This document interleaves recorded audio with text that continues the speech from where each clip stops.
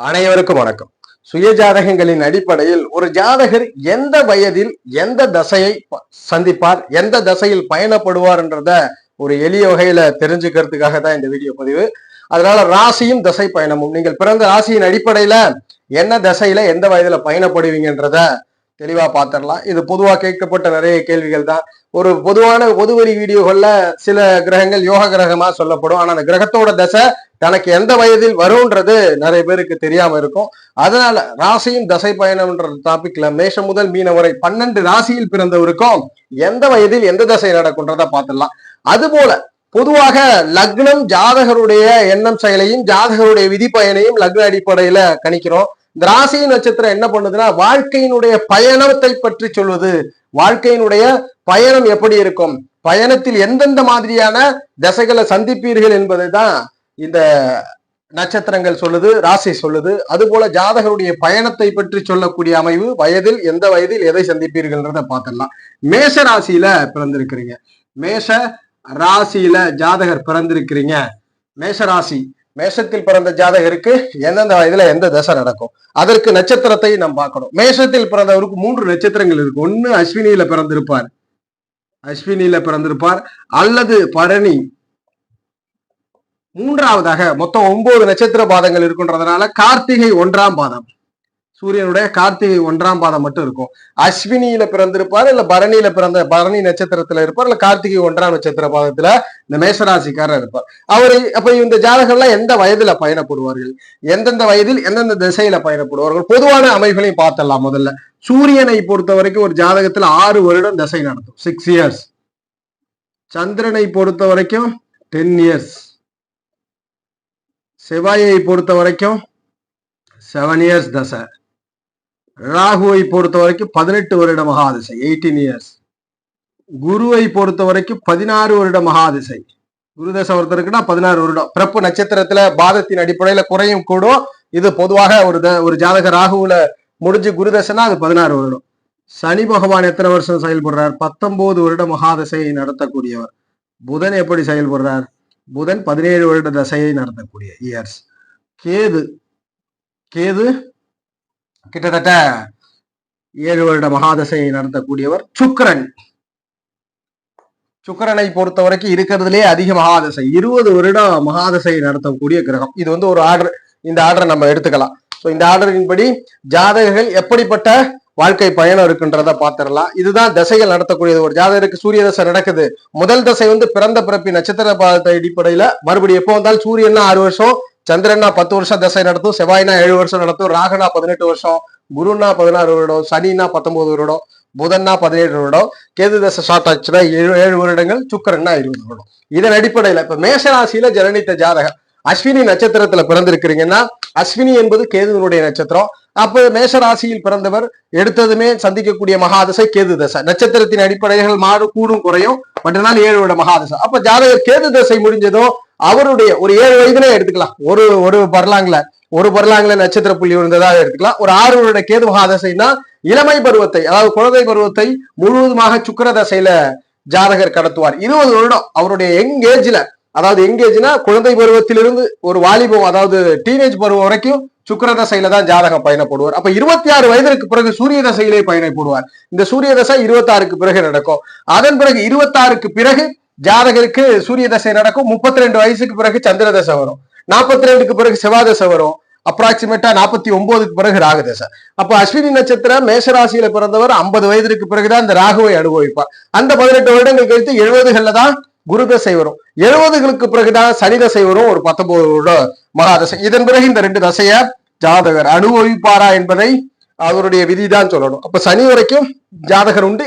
குழந்தை பருவத்துல வரக்கூடிய தசை முக்கியமான தசை சுக்கிர தசை தான். இப்ப அஸ்வினி நட்சத்திரம் மேஷராசியில பிறந்தவருக்கு சுக்கிரன் நல்லா இருந்தாருன்னா சிறு வயசுலேயே நல்ல பலன்கள் கிடைத்து விடும். அதே பரணி நட்சத்திரத்துல பிறந்திருக்கிறார், பரணியில பிறந்திருக்கிறார்னா ஆரம்ப கால மகாதசையே சுக்கிர தசை தான். குழந்தை பிறந்ததுமே சுக்கிர தசையில் பயணப்படும். 2வது தசையாக சூரிய தசை ஒரு 6 வருடம் நடக்கும். 3வது தசையாக சந்திர தசை நடக்கும். 4வது தசையாக செவ்வாய் தசை. 5வது தசையா ராகு தசை. 6வது தசையா குரு. 7வது தசையா சனி. 8வது தசையா புதன். 9வது தசையா கேது தசை நடக்கும். இது பரணி நட்சத்திரம் மேஷராசியில பிறந்தவருக்கு. அதே பரணியில கார்த்திகை 1ஆம் பாதத்துல பிறந்திருக்காருன்னா அவருடைய ஆரம்ப கால தசை சூரிய தசை.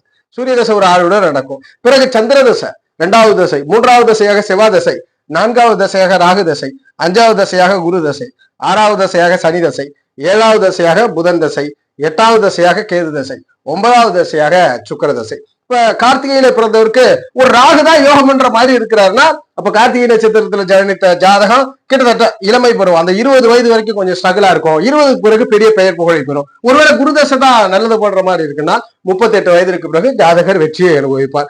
இதுதான் மேஷராசியில் பிறந்தவர்களுடைய தசை பயணம் இப்படித்தான் இருக்கும் பிறப்பு ஜாதகத்தின் அடிப்படையில. இப்ப ரிஷபராசியில ஜனனிச்சிருக்கிறீங்க. ரிஷபத்துல ஜனனித்தவருக்கு தசை பயணம் எப்படி இருக்கும்? ரிஷபராசி ஓகே. ரிஷபராசியில ஜனனித்தவருக்கு தசை பயணம். கார்த்திகை நட்சத்திரம், கார்த்திகை நட்சத்திரத்துல 3 பாதம் இருக்கும் இந்த ரிஷபத்துல.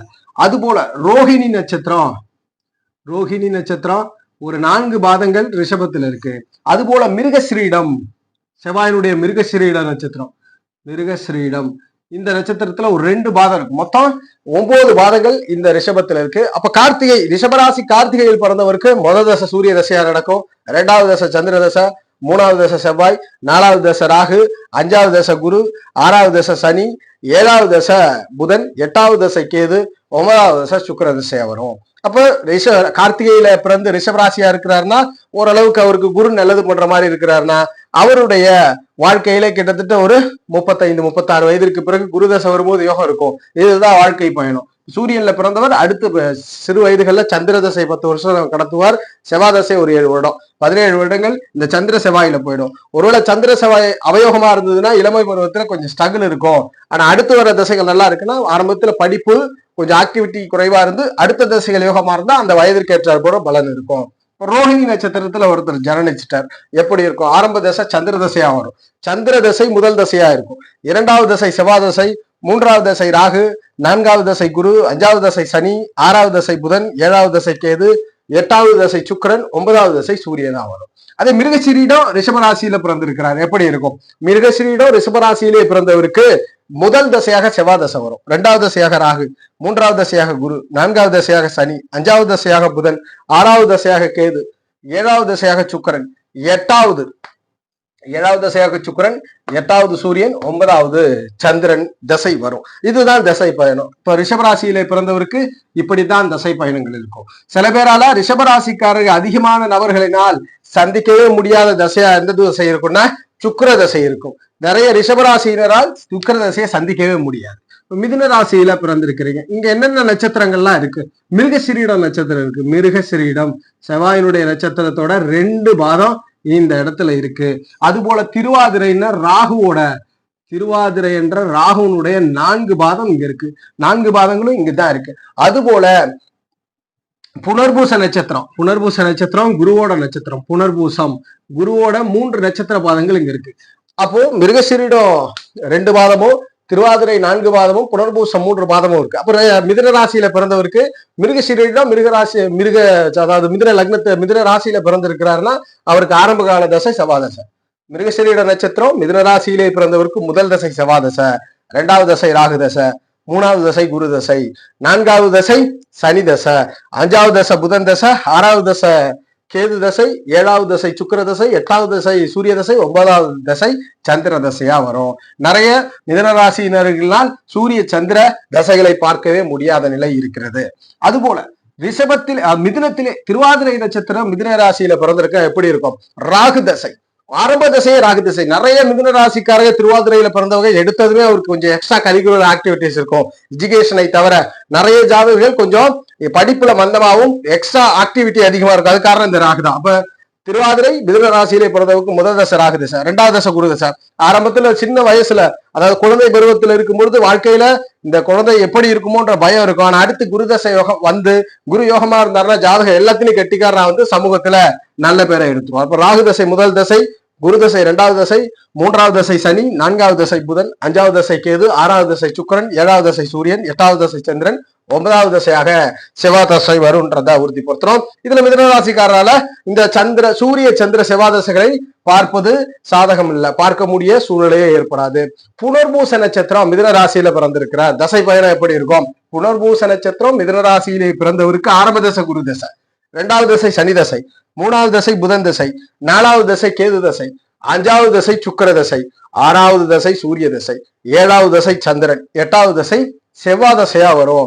இதே கான்செப்ட் தான். மிதுன ராசியில புனர்பூச நட்சத்திரத்தில் பிறந்தவரால் சூரிய சந்திர செவ்வாய் தசையை பார்ப்பது சாதகமாக இருக்காது, பார்க்கக்கூடிய சூழல் இருக்காது என்பதை உறுதிப்படுத்தும். இது மிதுன ராசி. கடகராசி தசை பயணம். கடகராசியில பிறந்திருக்கிறீங்க. கடகம், கடகத்துல கடகத்த ராசியா, கடகன்னே போட்டுடலாம். கடகம், கடகராசியில பிறந்திருக்கிறீங்க. இங்க என்னென்ன நட்சத்திர பாதங்கள்லாம் இருக்கும்? புனர்பூசம், புனர்பூசத்துல ஒரே ஒரு பாதம் இருக்கும். அது போல குருவை புனர்பூசம் பார்த்தோம். சனியினுடைய பூச நட்சத்திரம் இங்கதான் இருக்கு. சனியினுடைய பூச நட்சத்திரம் 4 பாதங்கள் இருக்கும். அது போல ஆயில்ய நட்சத்திரம், ஆயில்யம், இந்த ஆயில்யமும் இங்க 4 பாதங்கள் இருக்கு. அப்போ கடகராசியில யார் ஜனனித்தாலும் இந்த 3 நட்சத்திரத்தில் தான் பிறந்திருக்க முடியும். ஒண்ணு புனர்பூசம், இல்ல பூசம், ஆயில்யத்துல பிறந்திருக்க முடியும். இப்ப புனர்பூச கடகராசியா இருக்கிறீங்கன்னா முதல் தசை குரு தசை, 2வது தசை சனி தசை, 3வது தசை புதன் தசை, 4வது தசை கேது, 5வது தசை சுக்கிரன், 6வது தசை சூரியன், 7வது தசை சந்திரன், 8வது தசை செவ்வாய், 9வது தசை ராகு தசையா வரும். அதே பூச நட்சத்திரத்துல பிறந்திருக்கிறீங்க. பூசத்திற்கு அதிபதி சனி மகானா வரார்.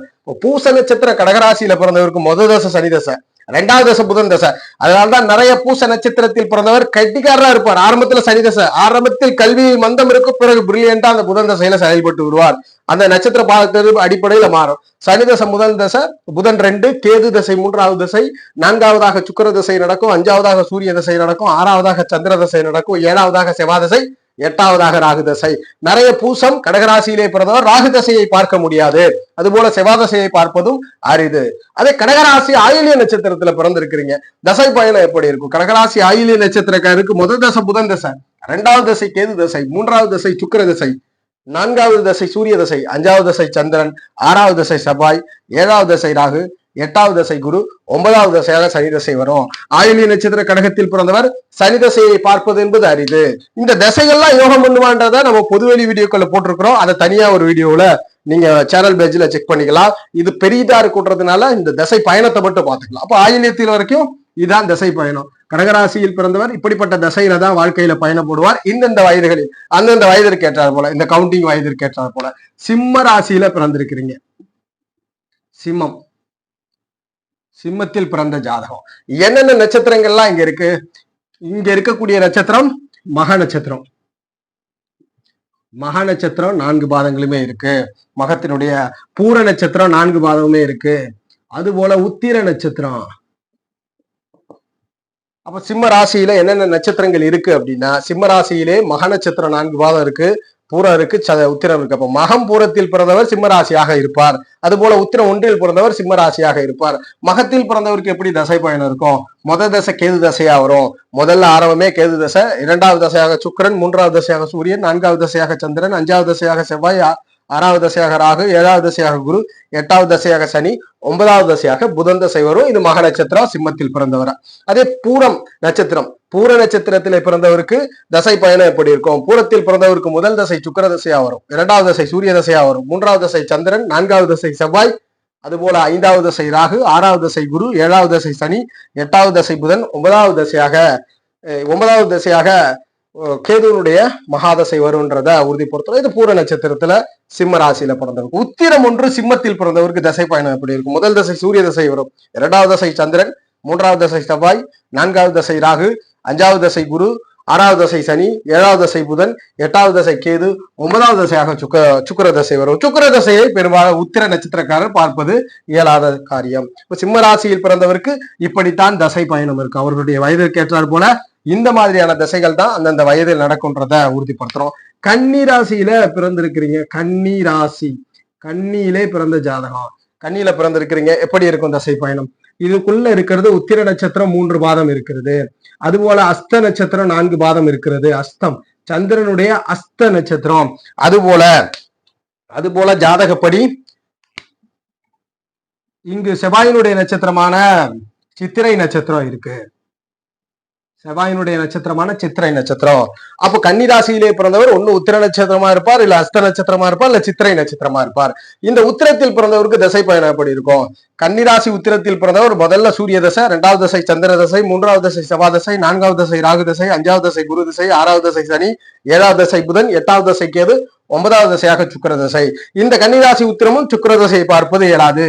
அஸ்த நட்சத்திரத்துல பிறந்திருக்கிறீங்க, கன்னிராசி அஸ்த நட்சத்திரம், பயணம் எப்படி இருக்கும்? முதல் தசை சந்திர தசை, இரண்டாவது தசை செவ்வாய் தசை, மூணாவது தசை ராகு, நான்காவது தசையாக குரு தசை, அஞ்சாவது தசையாக சனி தசை, ஆறாவது தசையாக புதன் தசை, ஏழாவது தசையாக கேது தசை, எட்டாவது தசையாக சுக்கிரன், ஒன்பதாவது தசையாக சூரிய தசையானது நடைபெறுன்றத உறுதிப்படுத்துறோம். இது அஸ்த நட்சத்திரத்திற்கு தசை பயணம். சித்திரை நட்சத்திரம் கன்னிராசியில பிறந்திருக்கிறீங்க, தசை பயணம் எப்படி இருக்கும்? செவ்வாய் முதல் தசை, இரண்டாவது தசை ராகு, மூணாவது தசை குரு, நாலாவது தசை சனி, அஞ்சாவது தசை புதன், ஆறாவது தசை கேது, ஏழாவது தசை சுக்கிரன், எட்டாவது தசை சூரியன், ஒன்பதாவது தசையாக சந்திர தசை இருக்குன்றத உறுதிப்படுத்துறோம். இது கன்னிராசியில் பிறந்தவருடைய பயணமாக இருக்கும். இது கன்னியில் பிறந்தவர். இப்பொழுது துலாம் ராசியில பிறந்திருக்கிறீங்க, துலாம்ல பிறந்தவருக்கு எப்படி தசை பயணம் இருக்கும்? இங்க சித்திரை நட்சத்திரம் 2 பாதம் இருக்கும், சித்திரையினுடைய 3, 4ஆம் பாதங்கள் இங்குதான் இருக்கும், அதாவது 2 பாதங்கள் இருக்கும். அதுபோல சுவாதி நட்சத்திரம் ராகுவனுடைய நட்சத்திரமான 4 நட்சத்திரம் இருக்கும். புனர்பூசம் விசாக நட்சத்திரம், விசாகமான குருவனுடைய நட்சத்திரம், இது ஒரு 3 நட்சத்திர பாதம். அப்போ துலாம் ராசியில சித்திரை நட்சத்திரம் இருக்கு, சுவாதி நட்சத்திரம் இருக்கு, விசாக நட்சத்திரம் இருக்கு. இந்த சித்திரையில் பிறந்தவரும் சுவாதியில் பிறந்தவரும் விசாகம் 3 மாதத்தில் பிறந்தவரும் துலாம் ராசியாக இருப்பார். இவர்களுக்கு பயணம் எப்படி இருக்கும்? துலாம் ராசி சித்திரை நட்சத்திரத்திலே பிறந்தவருக்கு முதல் தசை செவ்வாய் தசை, இரண்டாவது தசை ராகு தசை, மூன்றாவது தசை குரு தசை, நான்காவது தசை சனி தசை, ஐந்தாவது தசை புதன் தசை, ஆறாவது தசை கேது தசை, ஏழாவது தசை சுக்கிர தசை, எட்டாவது தசை சூரிய தசை, ஒன்பதாவது தசையாக சந்திரமகா தசை வரும். அது துலாம் ராசி சுவாதி நட்சத்திரத்துல பிறந்தவருக்கு முதல் தசை ராகு, இரண்டாவது தசை குரு, மூன்றாவது தசை சனி, நான்காவது தசை புதன், அஞ்சாவது தசை கேது, ஆறாவது தசை சுக்கிரன், ஏழாவது தசை சூரியன், எட்டாவது தசை சந்திரன், ஒன்பதாவது தசையாக செவ்வாய் தசை வரும். துலாம் ராசி விசாக நட்சத்திரத்துல பிறந்திருக்கிறீங்க, முதல் தசை குரு தசை, இரண்டாவது தசை சனி, மூன்றாவது தசை புதன், நான்காவது தசை கேது, அஞ்சாம் தசை சுக்கிரன், ஆறாம் தசை சூரியன், ஏழாம் தசை சந்திரன், எட்டாம் தசை செவ்வாய், ஒன்பதாவது மகாதசையாக ராகு மகாதசை வரும். இது துலாம் ராசியினருடைய வாழ்க்கை பயணம். அதுபோல விருச்சக ராசியில ஜனனிச்சிருக்கிறீங்க, விருச்சகத்துல பணிஞ்சிருக்கீங்க, ஜனனிச்சிருக்கிறீங்க, எப்படி பயணம் இருக்கும்? விசாகம் 1 பாதம் இங்க இருக்கும், விசாகமான குருவனுடைய நட்சத்திரம். அதுபோல அனுச நட்சத்திரம், கேட்டை நட்சத்திரம், புதனுடைய கேட்டை நட்சத்திரம், இது ஒரு 4 பாதம். அப்ப விசாக நட்சத்திரம் 4ஆம் பாதத்திலும், அனுஷம் 4 பாதத்திலும், கேட்டை 4 பாதத்திலும் பிறந்தவங்க விருச்சக ராசியா வருவீங்க. இப்ப விருச்சகம் விசாகத்துல பிறந்திருக்கிறீங்க, விசாக நட்சத்திரம் விருச்சக ராசினருக்கு எப்படி பயணம் இருக்கும்? குரு தசை 1 முதல் தசை, சனி தசை 2ஆம் தசை, புதன் 3வது தசை, கேது 4, சுக்கிரன் 5, சூரியன் 6, சந்திரன் 7, செவ்வாய் 8, ராகு தசை 9வது தசையாக விருச்சகம் விசாகத்தில் பிறந்தவருக்கு வரும். அதே அனுச நட்சத்திரம் விருச்சக ராசியில பிறந்திருக்கிறீங்க, முதல் தசை சனி தசை, 2வது தசை புதன் தசை, 3வது தசை கேது தசை, 4வது தசை சுக்கிர தசை, 5வது தசை சூரியன், 6வது தசை சந்திரன், 7வது தசை செவ்வாய், 8வது தசை ராகு, 9வது மகாதசை குரு மகாதசை.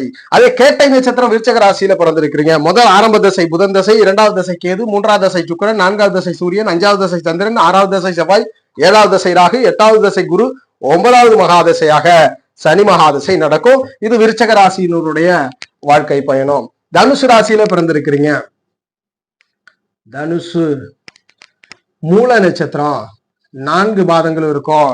பூராட நட்சத்திரம் 4 பாதங்கள் இருக்கும். உத்திராட நட்சத்திரம் உத்திராடம் 1 பாதம் இருக்கும் இந்த தனுசு ராசியில். அப்ப மூலம், பூராடம், உத்திராடம் 1ஆம் பாதத்துல பிறந்தவர்கள் இந்த தனுசு ராசியில பிறந்தவர்களாக இருப்பீர்கள். இந்த தனுசு ராசியினருக்கு எப்படி பயணம் இருக்கும்? தசா பயணங்கள். மூலத்தில் பிறந்தால் முதல் தசை கேது தசை, 2வது தசை சுக்கிர தசை, 3வது தசை சூரியன், 4வது தசை சந்திரன், 5வது தசை செவ்வாய், 6வது தசை ராகு, 7வது தசை குரு, 8வது தசை சனி, 9வது தசையாக புதன் தசை வரும். பூராட நட்சத்திரம் தனுசு ராசியில பிறந்தவருக்கு தசை பயணம் எப்படி இருக்கும்? முதல் தசை சுக்கிரன், 2 சூரியன், 3 சந்திரன், 4 செவ்வாய், 5 ராகு, 6 குரு, 7 சனி, 8 புதன், 9 கேதுவாக வருவார். அதுபோல உத்திராட நட்சத்திரம் 1ஆம் பாதத்தில் தனுசு ராசியில பிறந்தவருக்கு தசை பயணம் எப்படி இருக்கும்? முதல் தசை சூரியன், 2வது தசை சந்திரன், 3வது தசை செவ்வாய், 4வது தசை ராகு, 5வது தசை குரு, 6வது தசை சனி, 7வது தசை புதன், 8வது தசை கேது, 9வது தசையாக சுக்கிர மகாதசை வரும். தனுசு ராசியில் பிறந்தவர்கள் இந்த நட்சத்திர பாதத்தில் பிறந்தவருடைய தசை பயணம் இப்படித்தான் இருக்கும். மகர ராசியில பிறந்திருக்கிறீங்க, மகரம் ராசியில் உத்திராடம் சூரியனுடைய நட்சத்திரமான உத்திராட நட்சத்திரம் 3 பாதம் இருக்குங்க, 2, 3, 4 இந்த பாதங்கள் இங்கேதான் இருக்கும். அதுபோல திருவோண நட்சத்திரம் திருவோணம் இது சந்திரமகானுடைய நட்சத்திரமா வருது. 4 நட்சத்திரம் இங்கதான் இருக்கும். அவிட்ட நட்சத்திரம் இது செவ்வாயினுடைய நட்சத்திரம். அவிட்டம் 2 பாதங்கள் இருக்கும். அப்ப மகர ராசியில யாரெல்லாம் இருப்பா? உத்திரம் 3 பாதங்கள்லயும், திருவோணம் 4 பாதங்களை சேர்ந்தவரும், அவிட்டம் 1, 2 பிறந்தவர் மகர ராசி. இப்போ உத்திராட நட்சத்திரம் மகர ராசி எப்படி பயணம் இருக்கும்? மத தசை சூரியன், 2வது தசை சந்திரன், 3 செவ்வாய், 4 ராகு, 5வது தசை குரு, 6வது தசை சனி, 7வது தசை புதன், 8வது தசை கேது, 9வது தசையாக சுக்கிர தசை இருக்கும். திருவோண நட்சத்திரம் மகர ராசியில பிறந்தவருக்கு முதல் தசை சந்திர தசை, 2வது தசை செவ்வாய், 3 ராகு, 4 குரு, 5 சனி, 6 புதன், 7 கேது, 8 சுக்கிரன், 9 சூரிய தசையாக இருக்கும். அவிட்ட நட்சத்திரம் மகர ராசியில பிறந்திருக்கிறீங்க. முதல் தசை செவ்வாய், 2வது தசை ராகு, 3வது தசை குரு, 4வது தசை சனி, 5வது தசை புதன், 6வது தசை கேது, 7வது தசை சுக்கிரன், 8வது தசை சூரியன், 9வது தசையாக சந்திர மகாதசை வரும்ன்றத உறுதிப்படுத்துறோம். இப்படித்தான் மகர ராசியிலே பிறந்தவருடைய தசை பயணங்கள் இருக்கும். கும்பராசியில பிறந்திருக்கிறீங்க, தசை பயணம் எப்படி இருக்கும்? கும்பம் தசை பயணம் எப்படி இருக்கும்?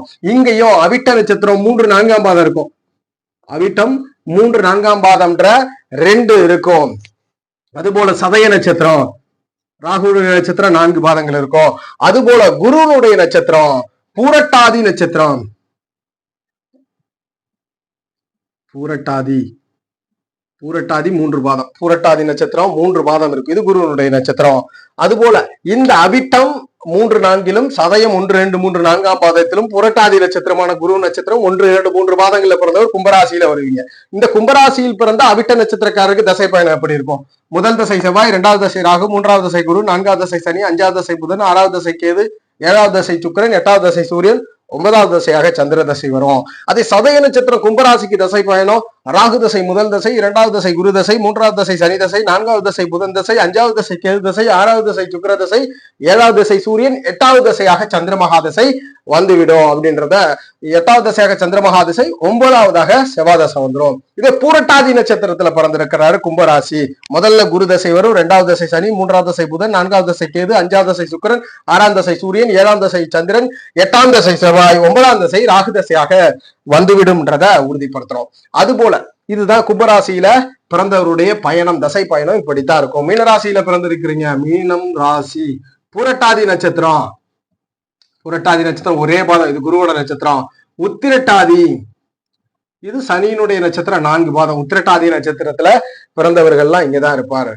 ரேவதி நட்சத்திரம் இது புதனுடைய நட்சத்திரம், 4 பாதம். இப்படித்தான் மீனராசியினருக்கு நட்சத்திரம் இருக்கும். அதாவது பூரட்டாதி 4ஆம் பாதத்துல பிறந்திருப்பார், இல்ல உத்திரட்டாதியான சனி தசையில 4 பாதங்களிலும், ரேவதி 4 பாதத்திலும். அப்ப பூரட்டாதி நட்சத்திரம் மீனராசியில பிறந்தவருக்கு தசை பயணம் எப்படி இருக்கும்? குரு தசை முதல் தசை, சனி தசை 2ஆம் தசை, புதன் தசை 3ஆம் தசை, கேது 4, சுக்கிரன் 5, சூரியன் 6, சந்திரன் 7, செவ்வாய் 8, ராகு 9வது மகாதசையா வரும். அதே உத்திரட்டாதி நட்சத்திரத்துல பிறந்தவர் மீனராசி உத்திரட்டாதி நட்சத்திரத்தில் பிறந்தவருடைய தசை முதல் தசை சனி தசை, 2வது தசை புதன், 3வது தசை கேது, 4வது தசை சுக்கிரன், 5வது தசை சூரியன், 6ஆம் தசை சந்திரன், 7ஆம் தசை செவ்வாய், 8ஆம் தசை ராகு, 9ஆம் தசையாக குரு மகாதசை வரும். ரேவதி நட்சத்திரம் மீனராசியில பிறந்திருக்கிறீங்க. முதல் தசை புதன், 2ஆம் தசை கேது, 3ஆம் தசை சுக்கிரன், 4ஆம் தசை சூரியன், 5ஆம் தசை சந்திரன், 6ஆம் தசை செவ்வாய், 7ஆம் தசை ராகு, 8ஆம் தசை குரு, 9ஆம் தசையாக சனி மகாதசை வரும்ன்றத உறுதிப்படுத்துறோம். இது மீனராசியில் பிறந்தவர்களுடைய தசா பயணத்தை உறுதிப்படுத்துகிறது. சோ இப்ப நம்ம இந்த பதிவுல 12 ராசியில் பிறந்தவருக்கும் தசை பயணம் எப்படி இருக்கும், எந்த வயதுல எந்த மாதிரி தசை இருக்கும்ன்றத நம்ம விவரிச்சோம். எத்தனாவதாக தசைகள் வரும், குரு தசை எப்போ வரும், ராகு தசை எப்போ வரும், சனி தசை எப்போ வரும்ன்றத ஒரு பேசிக் வீடியோ கொடுத்திருக்கிறோம். ஜோதிட ரீதியான தகவல் அல்லது சுய ஜாதகம் சார்ந்த சந்தேகங்களுக்கு ஸ்கிரீன்ல தெரியிற நம்பரை தொடர்பு கொள்ளுங்க. வாழ்க வளமுடன்.